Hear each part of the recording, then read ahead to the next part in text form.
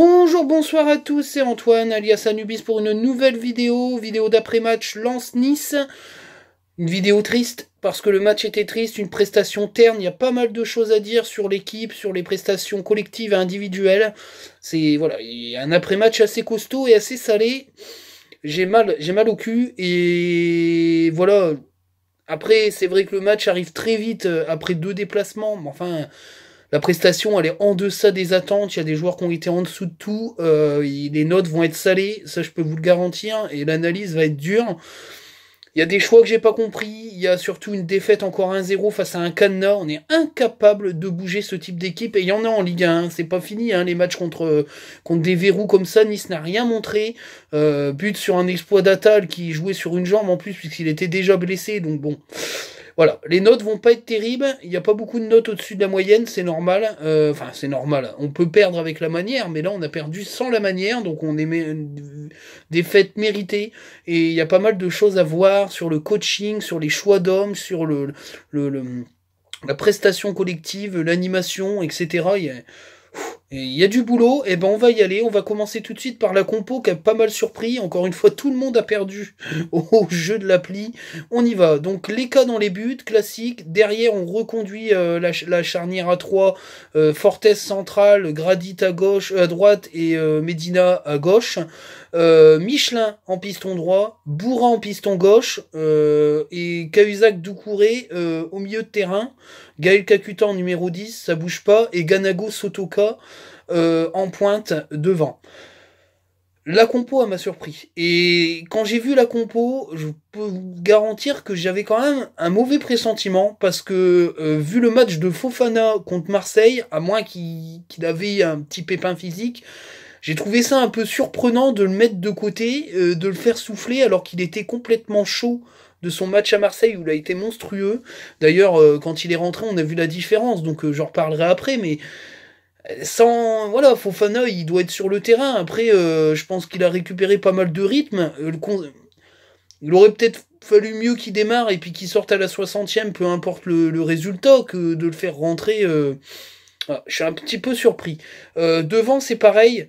Banza, il fait une prestation intéressante face à Marseille où il avait quand même eu de l'impact, même si dans la conduite de balle, etc., c'était pas tip-top, il a quand même été intéressant.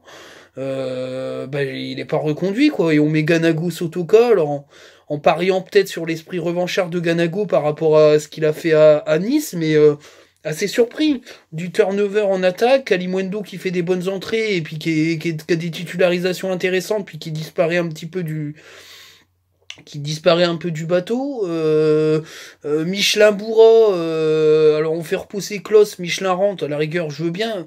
Les pistons c'est encore compréhensible, mais au milieu de terrain je suis assez surpris de pas voir Fofana. Bon, Kakuta, c'est le leader technique de l'équipe, on en reparlera aussi. Je pense qu'il aurait peut-être fallu mieux faire reposer Kakuta que Fofana, mais bon, je suis pas coach. Et puis derrière, logique, un reconduit de trio défensif qui avait été intéressant face à Marseille et assez solide. On va aller sur les notes tout de suite, parce que comme ça, j'aurais fini d'avoir mal au cul, puis j'aurais passé cette pilule. Les cas, il peut rien faire sur le but. Sinon, il a été intéressant, donc j'ai mis 5 sur 10 parce qu'il encaisse un but. Mais après, il a été bon dans les prises de balles. Ouais, on va dire 6 sur 10 parce qu'il fait quand même pas mal de sorties. J'ai trouvé qu'il avait mieux sorti que quand il était en difficulté sur certains coups francs. Je l'ai trouvé un petit peu plus inspiré dans ses sorties. Donc du coup, je mets 6 sur 10 quand même s'il encaisse un but, mais il peut pas faire grand-chose sur la belle frappe de Youssef Attal. Derrière, alors là, Fortes, j'ai mis 7. Parce il est dans la continuité du match contre Marseille, je l'ai trouvé très solide.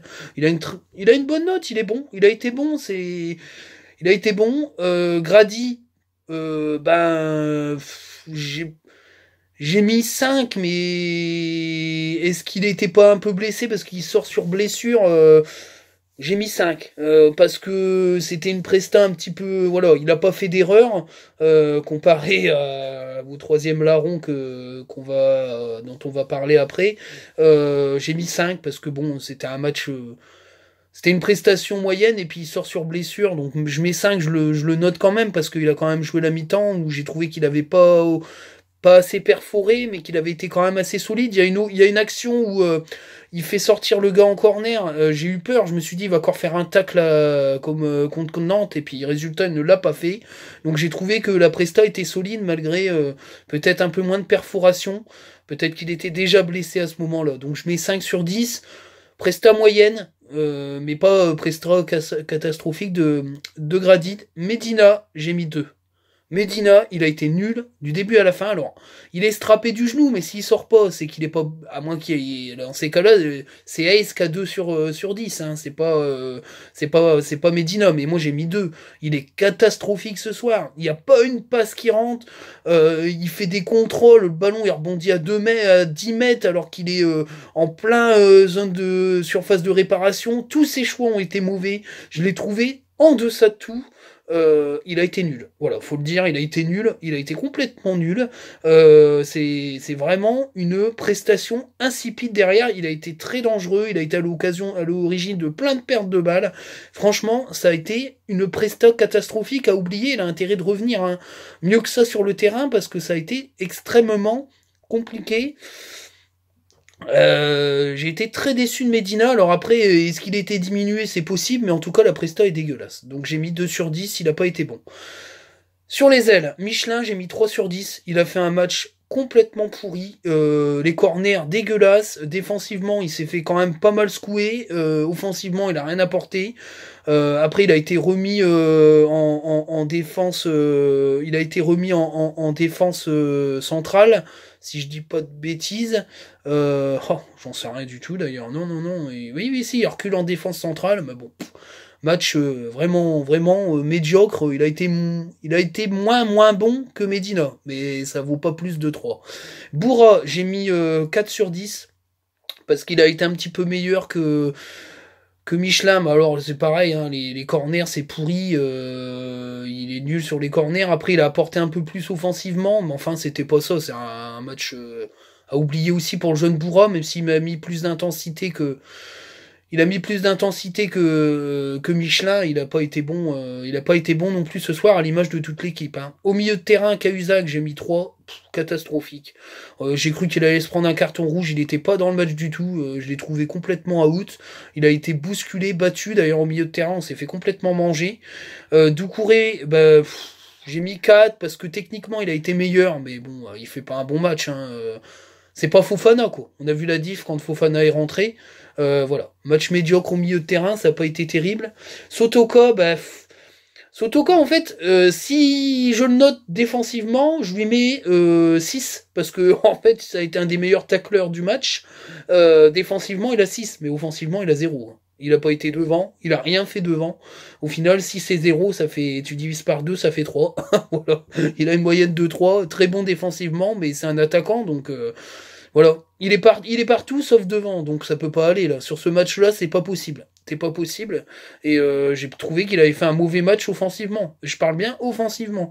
Parce que sinon, il se bat sur le terrain, il tacle, il coupe les premières attaques. Mais offensivement, c'est pas ça du tout. Hein. Ça vaut 3. Ganago, j'ai mis 2. Alors on va me dire oui, il a été vif tout ça, mais il a fait que des mauvais choix quoi. C'est le fantôme, c'est son cousin qui joue. C'est malheureux hein, qu'il a été coupé par cette grosse entorse. Ou alors l'autre explication, c'est qu'il était en sur-régime au début du championnat et que là on a le niveau réel de Ganago. Je saurais pas expliquer. En tout cas, je comprends pas ce qu'il faisait sur le terrain titulaire. Soit la technique de je suis revanchard parce qu'à Nice ils m'ont dégagé, mais en tout cas il a pas été, il a fait 0 frappe, il a pas su bouger la défense, il s'est fait promener par Saliba. Très mauvais match, voilà.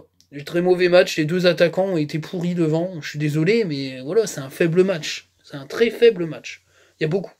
Très faible match. Les remplaçants, bonne rentrée de Mauricio, qui a été plutôt intéressant, encore une fois. Il marque des points, le petit Mauricio, parce qu'il a réussi à créer des décalages. Techniquement, il était fin. Il a provoqué des fautes, avec des coups francs super mal tirés par les joueurs qui les tiraient, mais bon.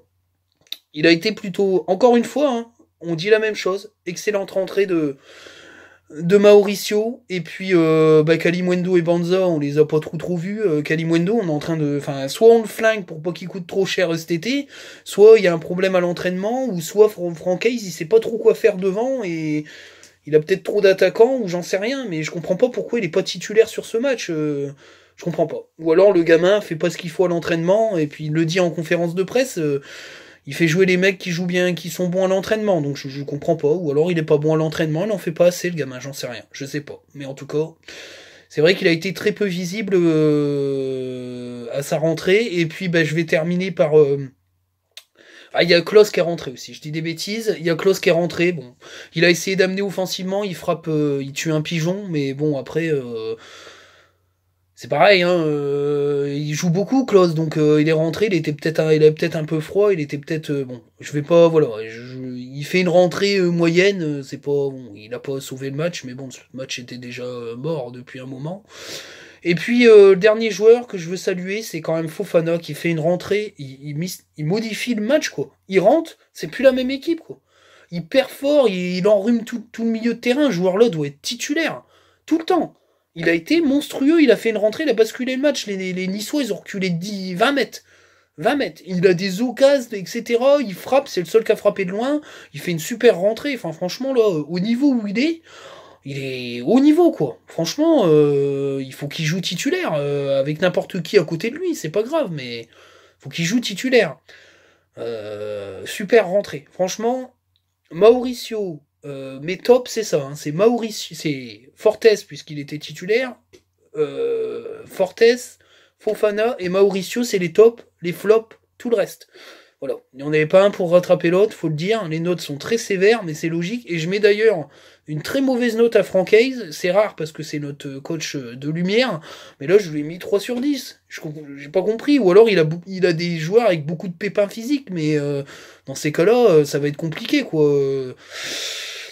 Pas. Les trouvé un peu bizarre. En plus, on va se projeter là, on va passer à la projection sur le prochain match. On a un calendrier du démon là, ça va être chaud quand même. Hein. Ça va être très très chaud. Hein. Le prochain match, c'est un déplacement à Montpellier qui a besoin de points. Ça va être très très compliqué. C'est chaud, c'est très très chaud. Hein. Très très chaud. Une équipe de Montpellier qui aura beaucoup d'absents. On est mieux à l'extérieur qu'à domicile. Mais si on livre une prestation de ce calibre, on va avoir très mal. Hein. Là, il a une semaine pour remettre les têtes à l'endroit et puis faire des choix. Je pense qu'il y a des choix à faire. Maintenant, Francaise, il va falloir qu'il fasse des choix. Je suis d'accord avec Sylvain Charlet qui dit que avec Francaise, il n'y a pas de titulaire et de remplaçant. C'est un groupe. Mais là, il y a des choix à faire. Quoi. Il y a peut-être des choix à faire, privilégier peut-être des joueurs à d'autres, avec des joueurs qui prennent de l'avance. Ce soir, beaucoup de joueurs ont perdu des points. Le seul à en avoir gagné pour moi c'est Fortes, Mauricio et Fofana. Le reste ils ont perdu beaucoup de points et Medina il me fait peur quoi. Il a pas été bon. Alors Grady j'espère qu'il s'est pas blessé. On va sûrement récupérer Badé, mais j'espère qu'on va récupérer Badé. Mais c'est compliqué quoi. C'est très compliqué quand on livre une prestation comme ça d'être serein pour le prochain match, même s'il y a beaucoup d'absents en face, on verra si on est capable d'aller faire un résultat à Montpellier. Maintenant, on est bien installé dans la première partie de tableau, on va pas non plus... voilà. Et puis, il faut pas non plus s'alarmer, mais il faut juger la prestation telle qu'elle est. On sait d'où on vient, on sait la super saison qu'on est en train de faire, mais on a le droit d'analyser le match pour ce qu'il est. Et c'est un très mauvais match avec des joueurs qui ont été en deçà de tout face à une équipe niçoise qui n'a strictement rien montré. Donc c'est un très mauvais match à oublier, mais c'est un petit peu ce qui se passe depuis quelques temps. On fait des bons matchs, puis des mauvais, puis des bons et des mauvais. Va falloir quand même peut-être remédier à ça. Alors la petite parenthèse, c'est pour les joueurs de Ligue 2, avec un excellent match de Boli, qui a été prêté au Paris FC, 2 passes décisives, un but. Voilà, c'est le Charles Boli que tout le monde aime. Ça va lui faire du bien. On va peut-être récupérer un Charles Boli aux petits oignons. En tout cas, il faut qu'il s'éclate. Il a changé le match. Et puis Gaëtan Robaille qui fait 3 passes décisives Valenciennes fait 3 partout à Châteauroux, si je dis pas de bêtises. 3 passes décisives de Gaëtan Roubaille, mais bon. On va pas dire il est parti, c'est dommage. Non, non. C'est Gaëtan Roubaille, il a pas le niveau pour jouer des équipes qui ont de la pression et qui veulent jouer des objectifs élevés. Voilà, il va jouer à Valenciennes. C'est très bien, il n'y a pas de pression, il va pouvoir se lâcher. Mais quand il joue dans des clubs qui ont des attentes et des objectifs élevés comme se maintenir en Ligue 1 ou monter en Ligue 1, eh ben il n'y a plus personne. Donc voilà, c'est un bon joueur de Ligue 2. Voilà, c'est tout. Et c'est bien comme ça. Tant mieux pour lui s'il enchaîne, mais voilà, il faut pas dire on a lâché Gaëtan Roubaille. Gaëtan Roubaille, il avait pas assez de carrure mentale pour rester chez nous. Et voilà. Tant mieux pour lui qu'il fasse un petit peu de stats. Mais voilà, c'était pas un joueur pour nous, malheureusement. Et puis c'est pas un joueur d'avenir. Il va déjà bientôt avoir 26 ans. Donc voilà, il va jouer ça, il va jouer bien à Valenciennes. Tant mieux pour lui. Voilà, et puis la déception, je suis assez déçu, je suis assez triste parce que on a perdu tristement et ça montre aussi les limites de cet effectif qui joue les premières parties de tableau, mais il y a quand même pas mal de manques. Le mercato d'été va être excitant parce que je pense que Franck Hayes sait très bien ce qui lui manque pour passer un palier. Mais c'est terrible à dire, c'est dingue à dire ça, de passer un palier. Le prochain palier, c'est l'Europe, quoi. Mais on le passera pas, là, cette année. Il faut, à moins d'un miracle, on remonte en l'air, mais on n'ira pas en Europe, donc on va se maintenir gentiment, et puis ça sera très bien.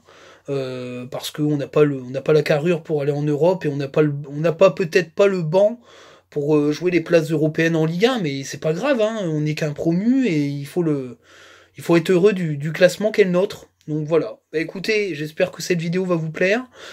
Presque 200 vues pour la vidéo d'après-match OM Lens. Bah, j'espère autant pour cette vidéo-là, même si le résultat n'était pas là. Voilà. Vous m'encouragez, vous me donnez beaucoup de conseils, pas mal de retours positifs, des commentaires qui commencent à arriver sur les vidéos, donc je suis hyper heureux. Je vais continuer, et puis j'espère que mes analyses vont vous plaire. Petite dédicace à Julian Ross, qui pensait que j'allais mettre des 99 sur 10. Eh ben non, tu vois. Je sais être objectif, pour moi je le suis, même si des fois tu penses que je note un peu haut. Je note comme moi je pense que ça doit être noté. Pas mal, merci les retours de tout le monde. Et puis grâce à Twitter aussi, j'étoffe mon analyse parce que vous donnez vos avis, je m'en nourris, ce qui me permet de bien optimiser, de bien améliorer mon analyse. Donc la commu c'est super, ça sert à ça. Donc voilà, bah écoutez, prochain match, Montpellier, on espère faire un résultat là-bas, ça va être compliqué mais il manque pas mal de joueurs. Surtout Andy Delors et Laborde qui partira peut-être, mais comme il y a une blessure, je pense que le transfert va être avorté. Il partait peut-être au Hertha Berlin, si je dis pas de bêtises. Il partait en Allemagne, et ça va sûrement être arrêté parce que Delors il y a des blessures, quoi. Donc voilà, c'est une équipe de Montpellier amoindrie. Aller faire un résultat là-bas, ça serait pas mal pour lancer la machine, mais il faut montrer mieux que ça. Voilà, et j'espère que Franck Hayes va faire des choix parce que changer de ligne offensive à chaque match, c'est un peu compliqué quand même, je trouve. Voilà. Et je nous ai trouvé plus solides, beaucoup plus dangereux et enchaînant beaucoup de victoires quand on avait une équipe stabilisée. Et là, l'équipe est assez déstabilisée. Et devant, peut-être que Sotoka Banza reconduit, ça aurait peut-être pas été une si mauvaise chose. Mais bon, après, coach Hayes, c'est le chef, respect, donc voilà. Mais j'ai trouvé que son coaching était un petit peu limite. Voilà, et ben je vous dis bonne soirée, et puis bonne nuit à tous, parce que je vais aller me coucher. Non, je plaisante, il est pas si tard que ça, je suis pas en dépression non plus. Je sais pas, je vais peut-être regarder quand même Monaco-Marseille. Ça va être intéressant de voir Marseille se prendre une branlée face à l'Armada monégasque. Comme ça, ils resteront derrière nous. Allez! Ah ben non, ils sont devant nous, c'est con. Ah! Merde, j'ai des conneries. Eh ben, ils resteront à un point de nous, comme ça. Allez, Monaco! Et surtout, allez, Lens! Ciao!